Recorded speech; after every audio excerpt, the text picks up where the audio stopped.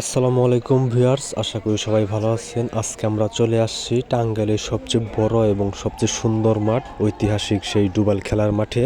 আজকে অনুষ্ঠিত হচ্ছে মোটরসাইকেল বনাম মোটরসাইকেল ফুটবল টুর্নামেন্টের ফাইনাল ম্যাচ। এই মাঠটি অনেক বিশাল বড় এবং অনেক সুন্দর করে সাজানো হয়েছে। এর জন্য এই মাঠকে টাঙ্গাইলের সবচেয়ে বড় এবং সবচেয়ে সুন্দর ফুটবল খেলার মাঠ বলা হয়। ফাইনাল খেলায় অংশগ্রহণ করেছে বাপখণ্ড সমাজ কল্যাণ সমিতি ভার্সেস শরীয়তপুর ফুটবল একাডেমি।